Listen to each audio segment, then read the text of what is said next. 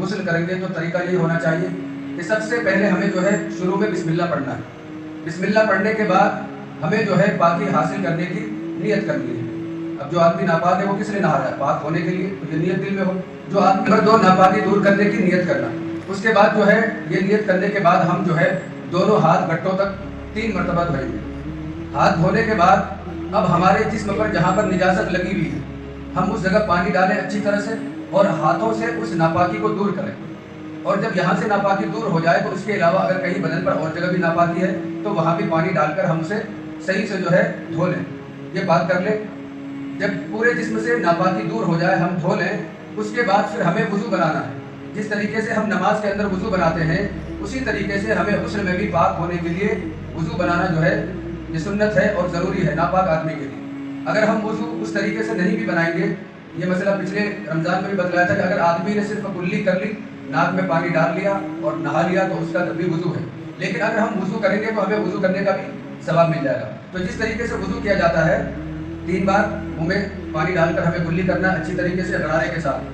اگر روزے دار ہے تو غرارہ نہیں کرنا، اچھی طریقے سے 3 بار کلی کریں. 3 بار ناک میں پانی ڈالیں. سیدھے ہاتھ سے آپ پانی لے کر، آپ ناپاک ہیں، برتن سے سیدھے ہاتھ میں پانی ڈالیں. سیدھے ہاتھ سے ناک میں پانی ڈال کر انگلیوں سے صاف کریں. 3 بار پانی ڈالنے کے بعد انگلی سے صاف کر کے ضرورت ہو تو اور صاف کر لیں. اس کے بعد پھر ویسے ہی چہرہ دھونا ہے 3 مرتبہ جیسے وضو میں دھوتے ہیں. داڑھی ہے تو آپ کو داڑھی کا خلال کرنا ہے. پھر اس کے بعد جو ہے آپ دونوں ہاتھ دھوئیں جس طریقے سے وضو میں کرتے ہیں اور دونوں ہاتھ دھوئیں. دونوں ہاتھ دھونے کے بعد سر کا مسح کریں، کانوں کا مسح کریں، اس کے پیچھے کا مسح، گردن کا مسح کرنے کے بعد اس کے بعد اگر ہم غسل خانے میں ایسے حمام میں نہا رہے ہیں کہ جہاں پانی جمع ہوتا ہے، لیکن پہلے زمانے میں ایسا حمام ہوا کرتا تھا کہ پانی جم جایا کرتا تھا ایک جگہ، اور آج تو الحمدللہ اچھے غسل خانے ہیں کہ جیسے جیسے پانی یوز ہوتا رہتا ہے پانی باہر نکلتا رہتا ہے. تو ایسی جگہ ایسے غسل خانے میں جہاں پانی جمع نہیں ہوتا تو ہم پیر بھی دھو لیں. ہاں اگر پانی جمع ہو رہا ہے تو پھر پیر جو ہے ہم اخیر میں دھوئیں گے جب ہم نہا لیں گے. تو آپ سمجھ لیجیے ہمارا وضو ہو گیا، مکمل وضو بنا لیا وضو کے طریقے سے. اس کے بعد جو ہے داہنے منڈے پر 3 مرتبہ پانی ڈالیں. کتنی مرتبہ؟ 3 مرتبہ داہنے منڈے پر پانی ڈالیں، 3 مرتبہ بائیں پر ڈالیں اور پھر 3 مرتبہ اپنے سر پر پانی ڈالیں. اگر ہم شاور سے نہا رہے ہیں یا پائپ کے ذریعے سے نہا رہے ہیں تو اتنا پانی ڈالیں کہ ہمیں یوں محسوس ہو جائے کہ جیسے ہم نے مکے سے 3 مرتبہ پانی ڈالا ہو. اتنا محسوس ہو جائے تو پائپ سے ڈال لیا، ہاں اتنا محسوس ہوا کہ جیسے 3 مگا ہے، یا 3 بار پانی ڈالنے کے وقت ہمارا منڈا بھیگ جانا. اور ایسے ہی پائپ یہاں لگا لیا یا شاور سے اتنا پانی چلا لیا کہ یہ سائڈ کا ہمارا حصہ بھیگ جائے. اور پھر ایسے ہی سر پر اتنا پانی بہا لینا کہ ہمارے جسم کا تمام اعضاء جو ہے وہ بھیگ جانا. اگر آدمی نے انگوٹھی پہنی ہے تو انگوٹھی کو ہلا لیں یا اس کو اتار دیں، وہاں پر پانی پہنچنا بھی ضروری ہے. کانوں کی سوراخوں کے اندر پانی ہم اپنی انگلیوں سے ڈالیں.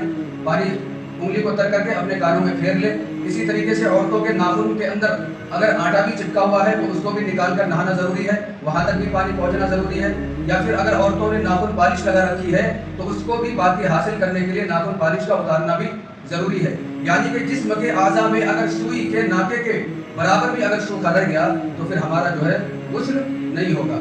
اب پورے جسم پر پانی بہانے کے بعد آپ صابن لگائیں، شیمپو لگائیں، جو لگانا ہے آپ کو لگائیں. اچھی طریقے سے بدن کو مل کے صاف کریں. اس کے بعد پھر آپ کو جتنی ضرورت ہے پانی ڈالنے کی آپ اتنا پانی ڈالیں. آپ کو محسوس ہو جائے کہ ہاں اب ہمارے جسم کے اندر کوئی صابن، کوئی میل کچیل، کوئی ناپاکی نہیں ہے، بس آپ کا غسل ہو جائے گا. ہاں اگر آپ نے پیر نہیں دھویا تھا تو آخر میں آپ پیر دھو کر جائیں. یہ ہمارا مکمل جو ہے یہ